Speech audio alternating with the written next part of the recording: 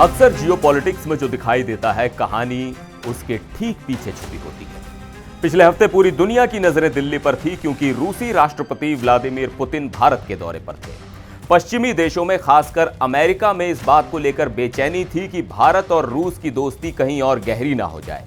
लेकिन इस पूरे समीकरण में एक तीसरा खिलाड़ी भी है, जिसकी प्रतिक्रिया का इंतजार हर किसी को था, और वो है चीन। पुतिन की भारत यात्रा खत्म होते ही चीन की तरफ से जो बयान आया है, उसने अंतर्राष्ट्रीय कूटनीति के जानकारों को सोचने पर मजबूर कर दिया है।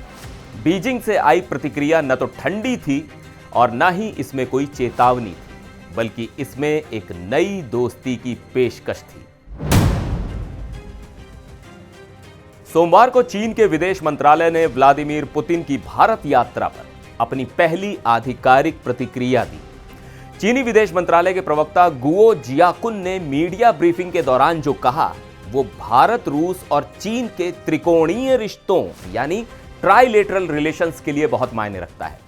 चीन ने साफ शब्दों में कहा है कि वो भारत और रूस के साथ काम करने के लिए पूरी तरह तैयार है। चीन ने इन तीन देशों को ग्लोबल साउथ का सबसे अहम हिस्सा बताया है। प्रवक्ता ने कहा कि चीन, रूस और भारत उभरती हुई अर्थव्यवस्थाएं हैं, और अगर ये तीनों देश आपस में बेहतर रिश्ते रखते हैं तो ये न सिर्फ इनके खुद के हितों के लिए अच्छा है, बल्कि इससे पूरी दुनिया और खास तौर पर इस रीजन में शांति और स्थिरता आएगी।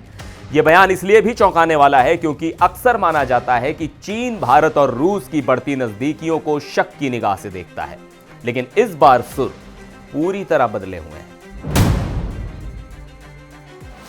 इस बदले हुए माहौल के पीछे व्लादिमीर पुतिन का बहुत बड़ा हाथ माना जा रहा है।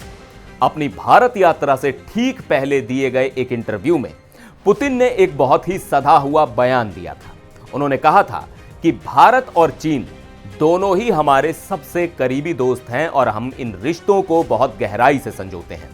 पुतिन का यह कहना कि रूस के लिए दोनों देश बराबर हैं, चीन को एक सकारात्मक संकेत दे गया।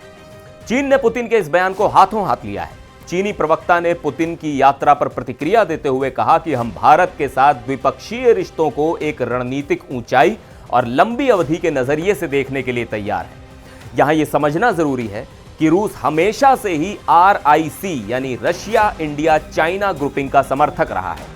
पुतिन चाहते हैं कि एशिया की दो महाशक्तियां आपस में उलझने के बजाय साथ मिलकर काम करें, ताकि पश्चिमी देशों के दबाव का मुकाबला किया जा सके। और अब ऐसा लग रहा है कि पुतिन की ये मीडिएशन वाली कोशिश बिना औपचारिक मध्यस्थता के ही असर दिखा रही है।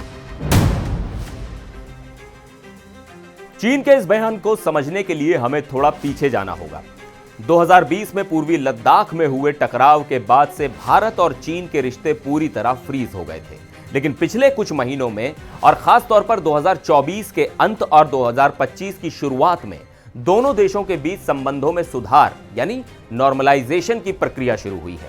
चीन का यह कहना कि वो भारत के साथ मतभेदों को सुलझाने के लिए प्रतिबद्ध है, उसी कड़ी का हिस्सा है। पुतिन ने भी अपने इंटरव्यू में स्पष्ट किया था कि भारत और चीन के नेतृत्व में इतनी समझ है कि वो अपने मुद्दों को खुद सुलझा सकते हैं और रूस को इसमें दखल देने का कोई अधिकार नहीं है। चीन ने इस बात को भी रेखांकित किया है। जहां अमेरिका भारत और रूस के बीच तेल और गैस के व्यापार को लेकर सवाल उठाता रहा है, वहीं चीन ने अमेरिका के इन आरोपों को खारिज करते हुए रूस का बचाव किया है। यह दिखाता है कि कैसे ग्लोबल मंच पर अमेरिका के खिलाफ रूस और चीन एक सुर में बोल रहे हैं, और अब वे भारत को भी इसी खेमे में एक मजबूत साझेदार के रूप में प्रोजेक्ट करना चाहते हैं। पुतिन की इस यात्रा के दौरान भारत और रूस ने 2030 तक द्विपक्षीय व्यापार को $100 बिलियन तक ले जाने का लक्ष्य रखा है। यह एक बहुत बड़ा आंकड़ा है।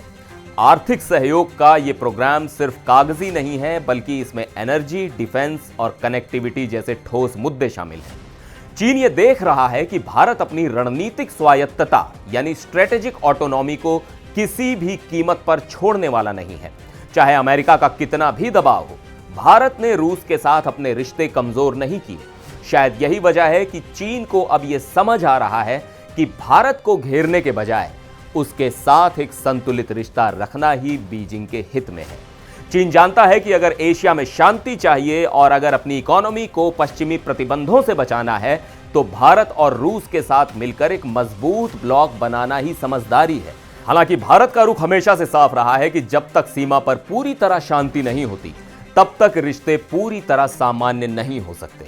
लेकिन कूटनीतिक स्तर पर चीन का यह सॉफ्ट सिग्नल एक बड़े बदलाव की आहट है। कुल मिलाकर पुतिन की यात्रा ने सिर्फ भारत रूस संबंधों को ही नहीं, बल्कि भारत चीन संबंधों को भी एक नया संदर्भ दिया है।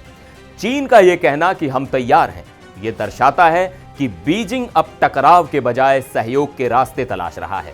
यह भारत की मजबूत विदेश नीति की जीत है कि आज रूस और अमेरिका ही नहीं, बल्कि हमारा सबसे जटिल पड़ोसी चीन भी भारत के महत्व को स्वीकार कर रहा है और साथ चलने की बात कर रहा है। आने वाले दिनों में यह देखना दिलचस्प होगा कि चीन के ये मीठे बोल जमीनी स्तर पर कितनी हकीकत में बदलते हैं। फिर मिलेंगे एक और वीडियो में। देखते रहिए एनडीटीवी इंडिया।